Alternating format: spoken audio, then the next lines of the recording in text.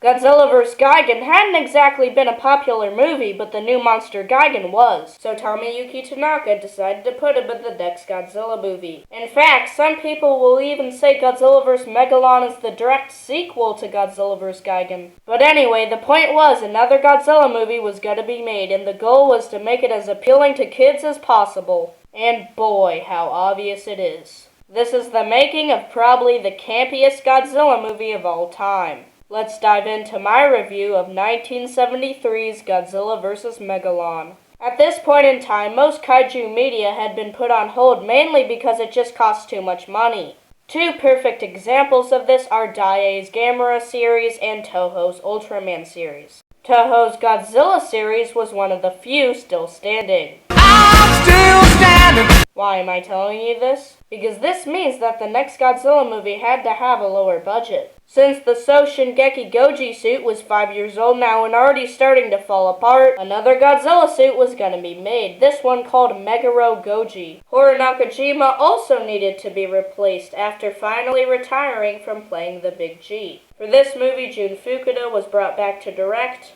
Shinichi Sekizawa would co-write the movie. Shinji Takagi would play Godzilla. I know I'm pronouncing that wrong, but you know me. And Richiro Manabe would return to do the musical score. And once again, his score isn't great.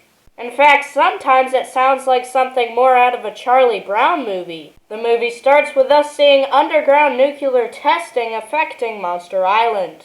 This scene was created by combining stock footage from Ibara Horror of the Deep and Destroy All Monsters, and new footage of the Meguro Goji suit and the Anguirus suit from 1968. This movie would be the last time Monster Island was mentioned in the Showa era. We then meet our protagonist, an inventor named Goro who has invented a humanoid robot named Jet Jaguar. We are then also introduced to Goro's younger brother Rokura and Goro's friend Hirishi. Oh, brother, this guy stinks! There is an earthquake around where Rokura is, and mysteriously the water in the lake begins to drain out. And soon we get to see how campy this movie really is. We are introduced to Seatopia, an underground kingdom that sank below Earth a long time ago. And their leader, well, he appears to be a 56-year-old maniac in a white bathrobe that worships a giant bug monster named Megalon. Now let's talk a little about this Megalon character. Its roar came from Varen.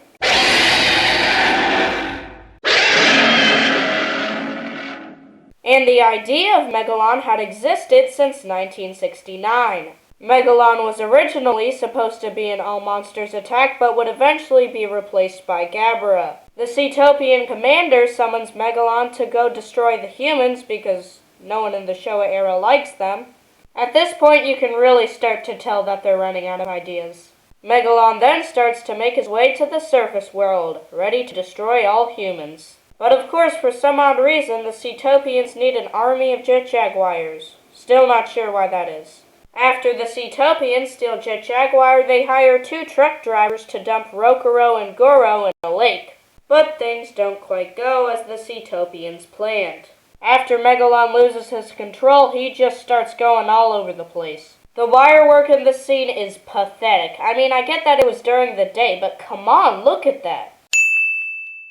They use stock footage from Ghidorah the Three-Headed Monster and Godzilla vs. Gigan to portray Megalon's rampage. But it's very unbelievable, and you can even see that it's Gigan destroying the city and not Megalon. For the water scenes in this movie, they use a Godzilla prop instead of using the Musako Goji suit like in Godzilla vs. Gigan. In fact, Godzilla vs. Gigan marked the last time that they would reuse an old Godzilla suit for the water scenes. The Seatopians ask the Space Hunter Nebula aliens if they can borrow Gigan from them to help Megalon defeat Jet Jaguar.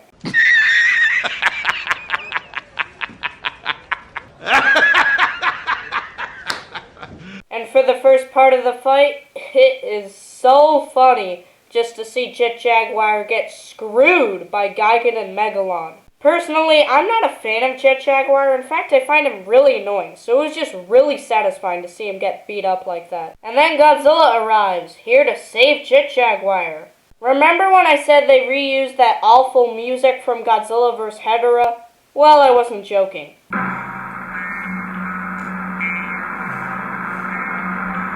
After it takes Godzilla forever to finally get over there, he's ready to battle and teams up with Jet Jaguar in the process.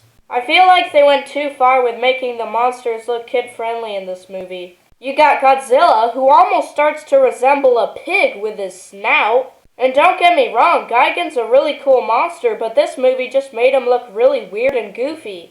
As far as it goes for Jet Jaguar, the man's an idiot. What you just said is one of the most insanely idiotic things I have ever heard. At no point. This entire battle is just really silly and goofy, and is one of the many reasons why this movie is considered campy, so I didn't really find it that entertaining. Throughout this entire battle, I was wondering why Godzilla didn't just use his flying ability to get the heck out of there. But considering what went down with Godzilla vs. Hedorah, I'm sure Tomoyuki Tanaka didn't want that to happen again. Not only does Godzilla run in this movie, but he would also go on to do probably one of the campiest things in cinema history. And his name is John C.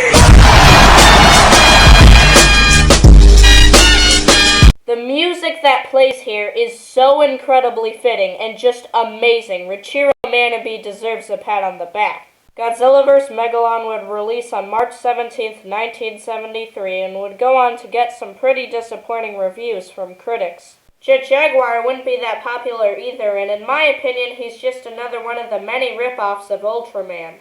Although, Godzilla and Gigan would both go on to appear in Zone Fighter using the suits from 1973. But just because Godzilla vs. Megalon was a disappointment didn't mean the Godzilla franchise was over.